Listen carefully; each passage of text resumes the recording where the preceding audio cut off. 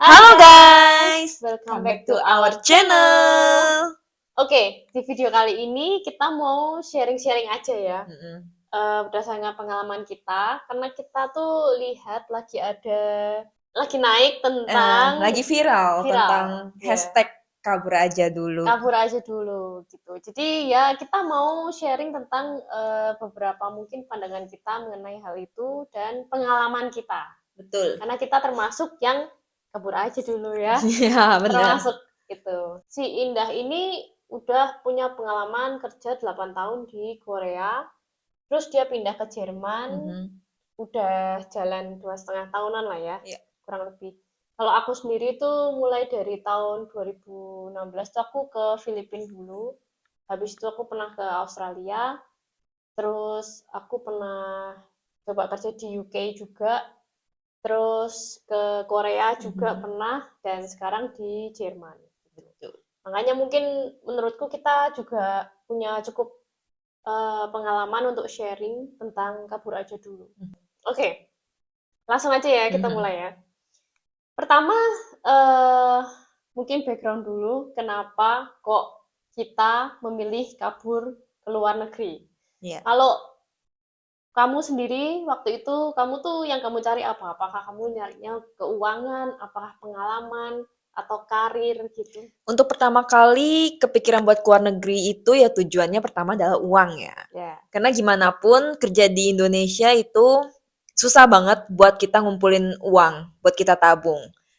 Kayak mau beli handphone aja kita harus cicil berbulan-bulan, di mana gaji tuh nggak bisa kita langsung beliin handphone satu, nggak bisa. Tapi kalau iya. di luar negeri Bulan gaji bisa bisa. satu bulan gaji bisa buat beli handphone secara langsung, nggak perlu nyicil dan Mm-mm. masih cukup untuk kebutuhan hidup. Mm. Kalau aku juga Mhm. sama sih, aku nggak nyari karir, aku memang tujuannya untuk uang. Dan cari pengalaman memang aku awalnya. Iya. Karena aku mulai kerja di luar negeri itu tahun 2016. Kamu Mhm. tahun berapa? Kalau aku dari tahun 2013 udah kerja di luar negeri. Ya, kalau aku sih motivasinya dulu, pertama mau cari pengalaman, kedua memang gaji, terus ketiga karena aku ngerasa di Indonesia ini orang-orangnya nggak terlalu open minded, jadi aku kayak nggak terlalu suka gitu tinggal di Indonesia, sejujurnya. Kalau untuk aku pribadi sih pas pertama kali berangkat ke luar negeri, itu aku nggak peduli sih tentang pandangan orang lain di Indonesia atau di luar negeri seperti apa. Tapi setelah aku udah tinggal di luar negeri selama itu, ya memang kelihatan banget sih kenapa Indonesia tuh orang-orangnya pemikirannya beda dan di luar negeri itu orang-orangnya pemikirannya Mm-mm, beda. lebih maju. Kayak seperti negara maju dan negara berkembang. Iya, benar. Dan ternyata setelah aku kerja di luar negeri, banyak hal-hal yang lebih baik bisa aku dapatkan dibandingin kerja di Indonesia. Contohnya ya, peluang kerja dan gaji ya. Oke, pertama kita bahas dulu peluang Mhm. kerja dan gajinya. Ya. Gimana menurutmu? Lebih baik nggak daripada di Indonesia? Ya tentu aja ya peluang kerja di luar negeri ini lebih banyak daripada di Indonesia. Contohnya kalau misalnya kita mau lamar kerja di Indonesia, entah itu di kantor atau perusahaan manapun, persyaratannya itu banyak banget. Kayak kamu harus punya pengalaman kerja 3 tahun, Mm-mm. ijazah bla bla bla segala macem. Tapi ketika kamu udah sampai di luar negeri, persyaratannya itu cuma satu. Mau kerja? Mau kerja dan kamu bisa. Iya, Mereka nggak mandang umur. Pokoknya iya, ketika kamu bisa iya. kerja, ya udah kamu bisa kerja, kamu tunjukin performa yang baik, mereka pasti akan pekerjaan kamu, Bener, gitu loh. bener. Di sini tuh nggak mandang umur sama sekali. Mhm. Mau di bidang apapun ya, nggak Mhm. butuh kayak harus pengalaman atau apa gitu. Peluangnya sangat besar sekali gitu. Ya. Terus oke lah di Indo misalnya kita mendapatkan pekerjaan, tapi bukan pekerjaan yang kayak di kantor, kayak kerja serabutan gitu. Gajinya itu nggak akan sebesar yang kita dapetin serabutan di luar negeri, ya kan? Mm-mm, bener. Jadi kalau misalnya kita di luar negeri, kita kerja serabutan, kita kerjanya harian, dapat uang harian kayak misalnya jadi SPG lah. Mm-mm. Di Indonesia kurang lebih gaji SPG sekarang berapa sih per hari? Ya kurang tahu range-nya, tapi kalau aku dulu, aku jadi SPG itu gaji per hariku itu 100.000 per hari. Tapi kalau nyampe di Korea, kita dibayar itu per jam. Sehari itu hampir 1 juta. Oke, Tadi kita udah ngomongin peluang kerja nih ya. Sekarang aku mau ngomongin gaji. Nih, sebagai contoh ya. Aku kan lulusan S1 nih. Dulu, waktu zaman itu, 2016, 2017 itu, pertama kali aku lulus S1, aku pernah kerja di suatu perusahaan F&B. Bukan bukan perusahaan besar kayak bank gitu. Perusahaan normal aja gitu. Biasalah, company milik perorangan gitu. Itu gajinya cuman start 1,5 juta rupiah per bulan. Gajinya S1 dulu segitu. Sedangkan kalau aku di bank itu aku bisa dapat ya 3 juta lah. Per Tapi bulan. ada juga yang di bank dapatnya 1,5 juta. Aku nggak ngerti dulu. Posisinya tuh ada yang hunter, ada yang marketing, ada yang apa gitu kan. Tapi ya anggap saja 3 juta lah, itu udah bagus banget di Semarang. Karena aku tinggalnya di Semarang, Jawa Tengah. Jawa Tengah kan terkenal gaji terendah di Indonesia kan. Iya. Jadi waktu itu aku gaji di bank itu 3 juta per bulan, itu aku harus cicil motor sendiri. Ya kan? Ya untungnya masih tinggal sama orang tua. Terus ya aku nggak bisa nabung lah, intinya ya cuman lewat aja itu gaji gitu. Jadi ya menurutku agak susah kalau di Semarang khususnya ya. Itu gaji 3 juta itu kamu bisa buat ngapain aja? Bisa nabung berapa per bulan? Nggak nabung aku, nggak bisa Terus nabung. buat Karena apa? aku cuci motor. Nyicil motor. Ya, aku nyicil motor itu karena lumayan aku tinggi, karena aku mau nyicil cuma setahun 12 bulan. Jadi aku per bulan tuh 1 juta untuk nyicil motor. Sisanya Sisanya ya buat hidup, buat makan, buat jalan, jalan-jalan, iya, jajan gitu. iya jajan, Oke. jajan gitulah. Ini aja untung karena kamu tinggal sama orang tua ya. Iya. Belum lagi yang ngekos gitu. Wah. Nah, aku pernah kerja di Jakarta juga. Ya sekitar sama lah tahun 2017 gitu kan. Sebelum aku ke Aussie itu lumayan gajinya di Jakarta itu aku dapat sekitar 8 jutaan. 7,5 atau 8 juta gitu loh. Cuman aku harus bayar kos 2 juta. Terus mungkin 2 jutanya buat makan, buat biaya hidup. Nah, di Jakarta itu aku bisa nabung 4 juta Per bulan. per bulan. Oh, Tapi itu hebat ngirit juga. itu. Ngirit. Tapi itu ngirit. Ngirit banget. 4 juta per bulan tapi jarang loh zaman sekarang bisa Ya. nabung Itu aku sebaik bener-bener itu. ngirit sih. Karena aku cuman pokoknya bayar uang kos sama biaya hidup aja. Nggak yang aneh-aneh lah. Ya. Jarang jajan juga. Ya dan kayak sekarang contohnya itu aja kamu tahun berapa? 2017. Dan gaji 7 juta? 7,5 juta. 7,5 juta per bulan ya kan? Ya. Dan sekarang di tahun 2025 masih ada orang dan gaji 7,5 juta per bulan. Ya. Tapi Bahkan mereka 5 juta. Ya, tapi mereka nggak bisa nabung. Iya. Karena apa? Gaji kita itu sama. Paling naiknya tuh nggak naik. Naiknya tuh nggak banyak, tapi biaya kehidupan kita, kebutuhan kita selalu meningkat. Itulah. Ya, inflasi ya. Ya aku nggak tahu kalau sekarang berapa ininya, apa namanya, UMR-nya ya. Iya. Kalau dulu Kurang tahu sih. ya sekarang kayaknya lulusan S1 mungkin 5 juta, nggak tahu aku sekarang berapa gitu. Jadi kalau di sini di luar negeri, di Aussie waktu itu aku nggak, kayaknya kalau bahas Aussie udah kejauhan ya. Kita bahas di Jerman aja kali ya. Yang di Jerman aja lah ya. Ya gaji di Jerman ini wah berkali-kali lipat sih dari gaji yang kita terima di Indonesia ya. Walaupun Ausbildung ya, selama kita Ausbildung di Jerman aja kita cuma menerima setengah gaji dari Mitarbeiter. Iya. Itu masih gaji mahasiswa dan itu cukup banget sih. Oh itu kalian bisa lihat video aku juga udah bikin. Aku bisa saving berapa di Ausbildung gitu. Iya. Dan apalagi sekarang yang kita udah full time kerja, itu menurutku kita sangat dihargai sekali. Maksudnya bahkan pekerjaan-pekerjaan yang mungkin kerja fisik kayak misalnya koki ya kan, di Indonesia mungkin cuman gajinya berapa gitu. Tapi di sini tuh gajinya bisa dibilang besar gitu. Jadi itu mungkin motivasi semua orang sih yang mau kabur aja dulu ya. Pasti nyarinya uang gitu. Betul. Oke, selain tadi yang kita sebutin peluang kerja sama gaji, kita Mhm. juga bisa dapat pengalaman hidup dan petualangan, Mhm. gitu. Jadi kita bisa dapat pengalaman baru, melihat budaya baru yang kita nggak pernah temuin di Indonesia, Mhm. ya kan? Terus kita bisa dapat teman-teman dari mungkin nggak cuman orang Berbagai Jerman, negara, iya iya. iya, nggak cuman dari Jerman, dari negara lain juga banyak gitu Iya. di sini. Jadi, Ya, dan dari sana juga kita jadi tahu pemikiran orang. Jadi mm-mm, pikiran kita lebih terbuka, nggak cuma di satu bener. Karena negara. kalau di Indonesia ya orang Indonesia tok Iya, gitu. pikirannya itu, ya Iya, itu. Nah, iya, kalau kita ketemu sama banyak orang, kita tuh tahu budaya iya, mereka, kita tahu pemikiran mereka heeh, pemikiran mereka seperti apa. Jadi itu mm-mm, kayak pengetahuan kita lebih mm, luas. benar, benar. Mhm. Oke, terus poin ketiga itu ada kualitas hidup gitu. Jadi menurutku hidup di Jerman ini, khususnya kita bahas Jerman ya, kualitasnya menurutku sangat bagus dibandingin di Indonesia karena apa? Karena kita di sini ada asuransi. Mhm.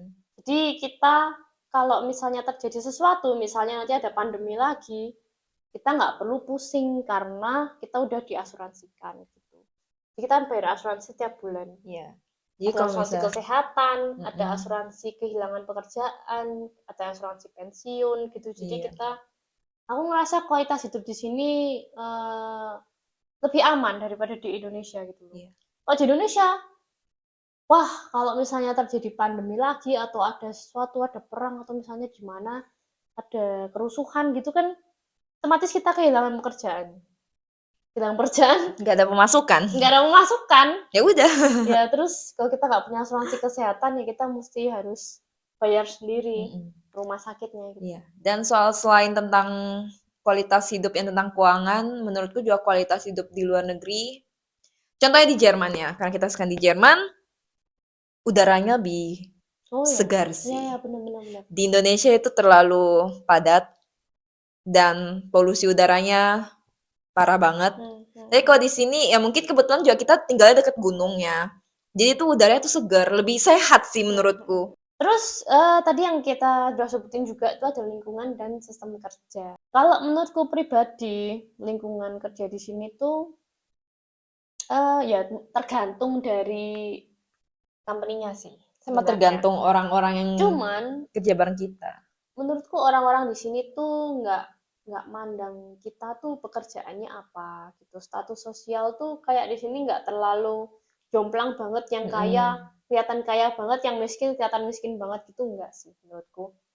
Jadi mereka juga tidak menganggap rendah pekerjaan-pekerjaan yang gajinya mungkin lebih kecil Iya. dibandingin yang mungkin kalau di Jerman mungkin yang apa ya, yang gaji besar tuh kayak misalnya mungkin yang di apa sih yang mungkin penelitian-penelitian kayak Iya, gitu kali ya, mungkin heeh, kerja di dokter Bosch, atau apa, dokter atau ya, apa gitu. Tapi semua orang di sini bisa makan di restoran mahal. mhm, Terus mereka nggak akan meremehkan kalau kamu oh kamu cuman kerjanya apa misalnya di restoran gitu. Mereka nggak akan meremehkan gitu. mhm, Jadi orang-orangnya cukup open minded ya lingkungannya.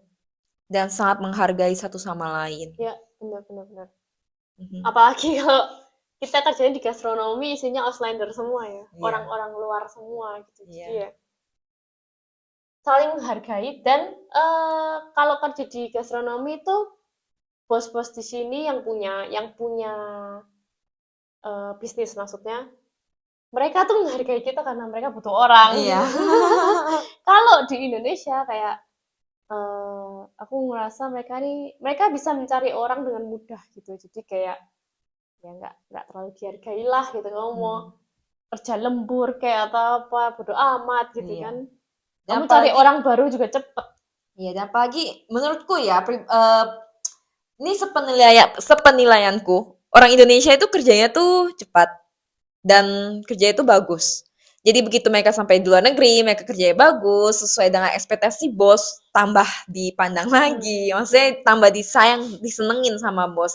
Tapi kalau kita orang Indonesia, kita sendiri yang bekerja di negara kita sendiri, kita udah melakukan effort yang lebih, tapi kayak bos tetap kayak kurang puas gitu. Itu menurut pengalamanku ya, aku nggak tahu yang lain. Hmm. Intinya itu berdasarkan pengalamanku. Hmm. Terus next kita mau bahas tentang proses persiapan sebelum berangkat gitu. Misalnya ya kalau ke Jerman ya kita harus belajar bahasanya dulu ya. Mhm. Sama mungkin modal. Modalnya ya modal untuk belajar bahasa itu kan. Iya, betul. Jadi Betul nggak? ya, sebelum kalian mutusin buat kabur aja dulu, sebelum kalian mutusin buat keluar negeri, kalian harus cari tahu semuanya Ya. sampai sedetil mungkin. Apa aja yang harus kalian siapin. Terus kalian harus tahu juga bahwa tinggal di luar negeri itu tidak mudah, apalagi kalau misalnya kalian sendiri. Ya, dan kalian harus cari tahu dulu mau kemana, mau ke Betul. negara apa gitu. Kan pilihannya banyak ya, sebenarnya nggak Mhm. cuma Jerman. Ke Australia juga oke, mau ke Korea juga oke, mau ke Mhm. Jepang juga Iya, boleh, ya betul. kan, mau ke Kanada, banyak lah gitu. Iya. Cuman ya kalian harus siapin modal dan mental dan bahasa sih, menurutku. Bener. Ya bahasa penting Mhm. banget ya. Terus ya kalau misalnya kalian memang pengen ke Jerman ya paling memang mesti Ausbildung dulu. Dan kalian Kalau enggak ya bisa pakai jalur au pair ya atau cari tahu lah, yang mesti cari lainnya, tahu iya, ya. betul. Oke, next. Tantangan dan kesulitan. Nah, ini kan nggak cuman enaknya aja ya tinggal di luar Mhm. negeri. Mungkin tadi kita udah nyebutin enak-enaknya tuh apa aja.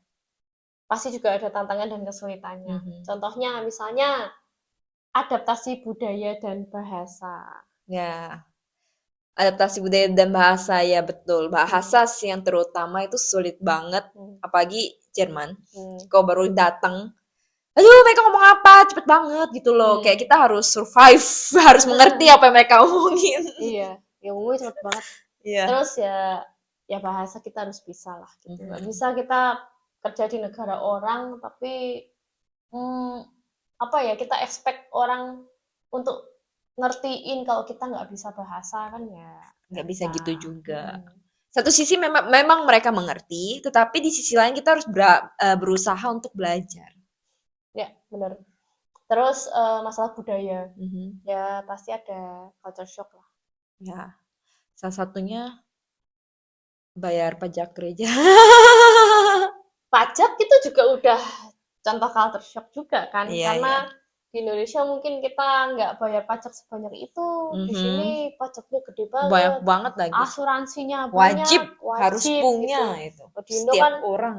nggak perlu asuransi Iya, ya pilihan lah ya. iya betul. Kalau di sini kayak gitu. Terus misalnya di sini eh musimnya misalnya ya kan. Mhm. Biasa di Indonesia cuman hujan Hmm. dan panas, kalau di sini tuh ada 4 musim. Jadi tuh waktu aku pertama kali ke Korea, Hmm. ya itu kayak shock kulitnya itu Hmm. beruntusan banyak. Ya itulah banyak hal-hal yang Oh, masalah budaya nih Mhm. misalnya. Nih, kalau kita di Indonesia itu kan negara muslim sekali ya, Mhm. yang harus kayak memperhatikan norma-norma yang ada gitu. Sedangkan kamu Mhm. kalau di Eropa nih, kita bisa lihat orang tuh bisa ciuman di Tengah tempat jalan. umum, di kafe gitu. Iya, Dan itu normal di sini, iya. ya kan? Sedangkan di Indonesia tuh enggak gitu. Ya budaya-budaya seperti itu yang mungkin kita tidak terbiasa mungkin kalau di Indonesia kayak risih ya Iya. gitu. Tapi Kayak di sini kita musim panas pakai tank top jalan itu udah biasa ya kan. Tapi kalau di Indonesia pakai tank top jalan, wah bisa disiulin kiri kanan, kok nggak dikatain apa gitu kayak bajunya kurang bahan atau apa, kayak kegatelan atau apa ya gitulah. Terus abis itu mungkin banyak orang yang merasakan homesick dan kesepian kalau kerja di Oh, luar negeri, iya ya. bener.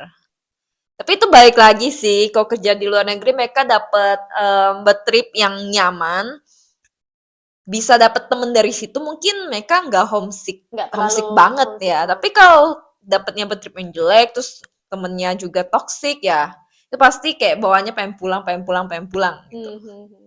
Ya tergantung ya. Tapi Mhm. kalau misalnya dapatnya memang ke tempat kerjanya kayak di desa, udah di desa, mungkin jarang ada orang Indo di situ, Mhm. mungkin ya merasa kesepian. Cuman kebetulan kita nggak mengalami hal itu ya, Iya. jadi kita nggak tahu nih cara mengatasinya gimana ya. Mungkin cari teman kali ya. Iya, cari teman penting tuh, Ya. semua negara itu penting. Oke, selanjutnya yaitu visa dan legalitas. Oh iya, Ya, itu yang mungkin tantangan yang paling berat. sulit sih, ya. Karena nggak selalu visa langsung bisa di-accept ya. Nggak langsung diterima. Tapi Terus, kalau untuk visa Jerman Ausbildung itu lebih tinggi kemungkinannya ya, karena kamu punya kontrak dan udah pasti mendapatkan pekerjaan di Jerman, jadi kayak dari kedutaan bisa ngeluarin visa ya kan. cuman meskipun begitu, kita udah di sini, kita tetap pasti struggle dengan visa karena kita harus perpanjang. Terus kita kalau misalnya nggak ada kerjaan di sini, kita nggak bisa perpanjang gitu. Kayak visa kita itu terikat gitu Dengan sama kontrak. pekerjaan kita gitu. Jadi kalau misalnya kita belum permanent resident di sini, kita harus perpanjang visa lagi. Misalnya mau pindah kerja, nanti visanya harus diurus lagi, kayak gitu loh. Iya, harus sering berurusan sama dokumen-dokumen, ya kan? Ya, gitu. Itu termasuk yang tantangan juga ya. Karena bikin termin di Jerman nggak semudah itu. Kayak misalnya paspor kamu kadaluarsa 3 bulan lagi, kamu sebelum 3 bulan lebih baik sudah cari termin. Gitu. Oke, tapi walaupun banyak tantangan dan kesulitannya, kita juga pastinya dapat hal-hal positif dari kerja di luar negeri Iya, ya. positifnya lebih banyak sih. Ya, positifnya lebih banyak sih. Mungkin selain uang juga kita dapat perubahan cara berpikir dan berkembang secara pribadi. Ya, tentu Mungkin pola saja. pikirnya ya kan Iya. otomatis kita Lebih terbuka, terpengaruh ya, jadi terinfluence. sudah terinfluence Tapi dari dengan karena itu, kita tuh dibentuk menjadi manusia yang lebih dewasa. Pemikiran kita jadi lebih luas, kita bisa mengerti keadaan, dan pemikiran kita nggak cuma di dalam satu lingkup. A ya A, B ya B. Enggak, kita bisa terima A, B, C, D, sampai Z betul. gitu loh. Ya. Terus selain itu juga kita dapat networking, relasi Iya, secara betul. internasional gitu. Iya. Kita punya teman orang Jerman misalnya, punya teman Orang dari Itali. ya. Jadi kayak memperluas networking ya. Iya. Jadi kalau kita main ke negara dia, aku lagi di sini loh, nanti ketemuan. Terus hal positifnya lagi, kita dapat skill dan pengalaman yang lebih dihargai. Iya, betul. Jadi misalnya nih, suatu saat kita mau pulang ke Indonesia nih. Oh, orang lihat mungkin, oh CV kita pernah kerja di Jerman, atau pernah kerja di luar negeri. Misalnya sebagai chef, mungkin indah kan koki. Pernah jadi koki di Jerman gitu. Pasti kalau dia nanti pulang ke Indo dan mau melamar di restoran gitu, pasti tetap dilihat gitu ya kan. Cuma masalahnya, kalau bisa dapat gaji besar sebagai koki di Jerman, ngapain jadi koki di Indonesia? Ini kan kita nggak tahu gitu misalnya. Iya sih, ya, misalnya nanti di masa depan kan kita tidak pernah tahu ya. Mungkin nanti Loh, buka. siapa tahu kamu di sini apa misalnya di sini kitchen helper di Indo susah. Yang penting ada chef di Jerman, jadi koki dapur di Jerman. Bisa jadi. Ya kan? Atau langsung head chef. Oke. Terus hal positif lagi, mungkin mindset tentang uang gitu dan perubahan gaya hidup. Iya, betul. Jadi kalau di Indo dulu tuh kita terbiasa untuk nyicil ya. Handphone gitu. Misalnya belum mampu sebenarnya beli iPhone, tapi tuh kayak nyicil aja dulu gitu. Nyicil aja dulu. Dipikir nanti ya kan. Iya. Tapi di sini tuh kita lebih menghargai uang sih menurutku. Karena kita tahu betapa capeknya kerja. Jadi kita nggak sembarangan untuk keluarin uang. Betul. Lebih apa ya, bahasa Jawa tuh eman-eman gitu. Sayang. Iya. Dan kita di sini juga nggak tahu ya. Kalau di Indo tuh aku kayak sama temen-temen tuh kita pasti lebih sering ngafe, lebih sering nongkrong gitu loh.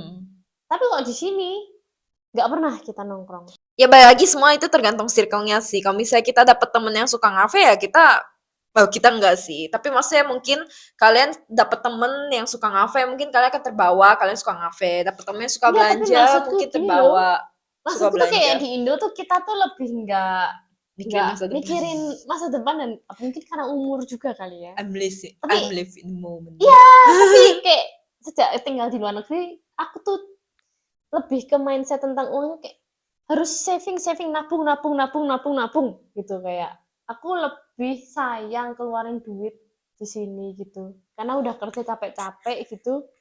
Kayak aku pengennya nabung gitu. Ya, kita adalah liburan gitu. Cuman tetap lebih banyak yang ditabung daripada yang kita keluarin untuk jalan-jalan gitu. Iya. Ya adalah, kalau misalnya mau jalan-jalan kita tuh nentuin budget, jadi nggak ambil dari tabungan. Gitu. Ya. Oke, yang terakhir ya. Mungkin tips aja nih untuk yang mau ikut kabur aja dulu gitu.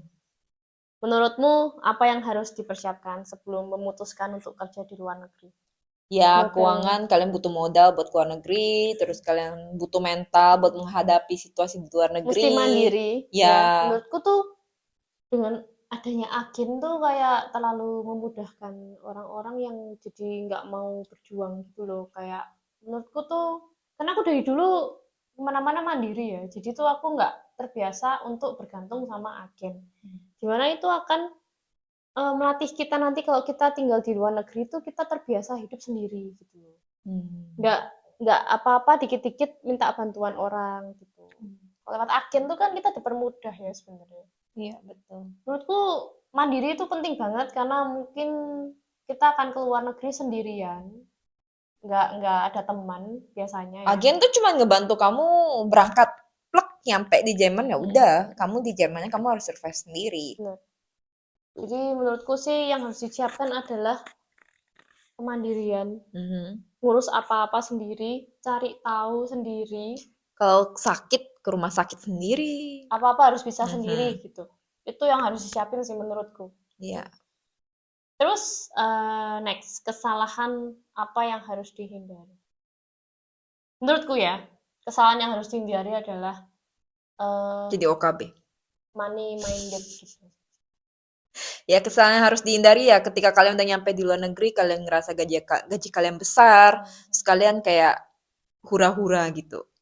Ya. Kayak kalian menghambur-hamburkan uang. Ya nggak masalah sesekali jika kalian pengen menyenangkan diri kalian. Tapi kalau untuk setiap hari itu ya sama aja kalian dapat uang banyak, kalian pengeluaran juga banyak. Padahal tujuan pertama keluar negeri kan buat hidup yang lebih baik gitu loh. Terus menurutku yang harus dihindari kayak menurutku mungkin mindsetnya orang pengen cari uang di luar negeri tanpa memikirkan kesehatan. Ya itu penting banget ya. Kayak mungkin wah dibayar per jam nih ya kan. Wah kalau bisa seminggu 60 jam, 50 jam, gaspol sehari 12 jam misalnya kayak gitu. Itu menurutku harus kurang bijaksana karena tubuh kalian butuh istirahat. Tapi kalau memang kalian benar-benar butuh uang, ya itu nggak masalah. Cuman kalau untuk jangka panjang, kalau bisa nggak usah. Ya. Terus kita kasih tips juga cara mencari peluang kerja di luar negeri. Kalau aku dulu tuh, aku pertama akan tanya temenku yang pernah kerja di luar negeri. Atau siapapun, aku punya temen misalnya, kan sekarang di Instagram gampang banget ya. Kamu punya temen misalnya kerja di Australia, atau di Korea, atau di Jepang misalnya, atau Jerman. Kamu bisa tanya ke dia, kamu dulu ke sana caranya gimana? Gitu. Itu hal yang paling basic lah. Gitu. Kalau nggak ada kenalan, ya sekarang banyak Google. Dan sekarang banyak platform-platform yang kayak menyediakan informasi gitu, tentang kerja di luar negeri. Betul. Tapi ya otomatis kalau kalian pengen kerja di luar negeri ya kalian pasti cari tahu dong pertama di Google kalau memang kalian nggak tempat bertanya. Jangan gunain internet kalian cuma buat scroll TikTok sama Instagram. Iya. Cari tahu informasi itu di Google itu banyak loh. Jadi tuh kalian nggak usah dikit-dikit hal sekecil apapun ditanyain kayak Kak mau berangkat ke luar negeri, ntar gimana caranya Kak mau harus bilang gimana caranya. Sebelum bertanya kalian lebih baik mencari informasi dulu terlebih dahulu di Google sampai kalian udah mentok nggak tahu, maksudnya yang kalian cari tahu itu tuh nggak kalian temuin di Google, kalian nanya tuh nggak apa-apa gitu. Tapi kalau yang kalian bisa nanya, Kak Ausbildung itu apa? Kak caranya mau ikut Ausbildung itu gimana? Itu semua di Google itu ada. Nah, ini aku nggak di-endorse ya, tapi kalian bisa juga cari di platformnya Irwan Prasetyo tuh, budal.id atau apa itu, dia juga kasih info jelas gitu udah.